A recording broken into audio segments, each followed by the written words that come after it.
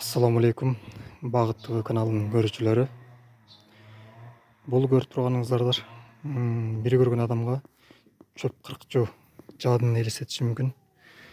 Бирок бунун кызматы башка.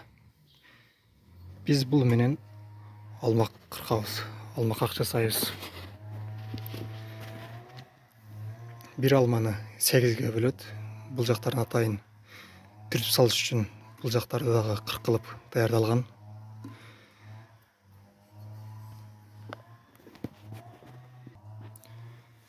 Буну кандай колдонобуз, аны да көрсөтө кетейин. Түбүнө кенен бир чака батат. Түбүнө чаканы коебуз.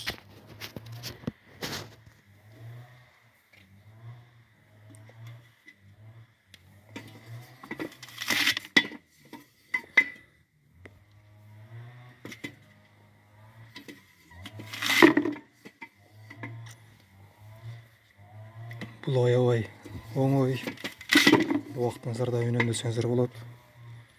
Өзүңүздөрдүн убактыңыздар болбосо, үйдөгү кичинекей 1-2 окуган балдарыңыздар деле буну колдонуп жасай берет.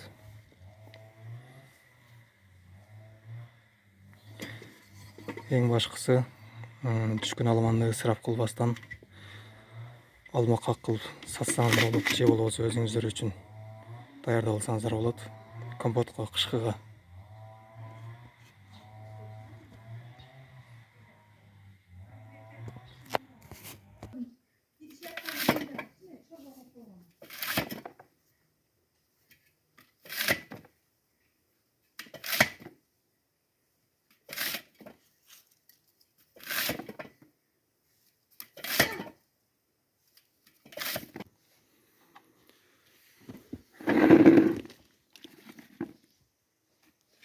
Кесилген алмак кагабыз. Эми кантип сапаттуу кылып кургатып алабыз, ошол боюнча сүйлөшсөк. Ал үчүн бизге сушилка керек. Сушилкага алтын күкүрттү күйгүзүп кургатсак сапаттуу кылып кургатабыз.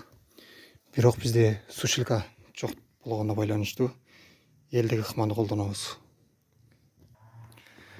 Ал үчүн бизге суу керек. Болжол менен 5 литрдей суу кылдым. Сиздерге үлгү катары эле. Андан көбүрөөк кылсаңыздар да болот. Ошого болжолдуу түрдө бир коч туз салдым. Мындай кылып болжолдуу түрдө буну жакшылап аралаштырабыз.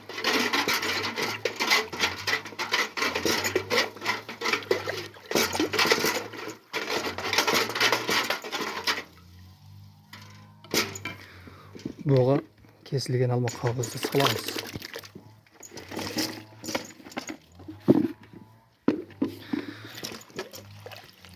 Салып бир аз аралаштырып туруп, анан алып күнгө жая берсек болот. Эксперимент катары бир аз кыркып көргөнмүн. Результатын көрсөтөйүн сиздерге. Бул жөнөкөй эле кыркылган, кыркылып эле жайылган алмак ак. Эч кандай тузу сууга салынган жок. Бул болсо тузу сууга салынган алмак ак. Айырмасын көрүңүздөр.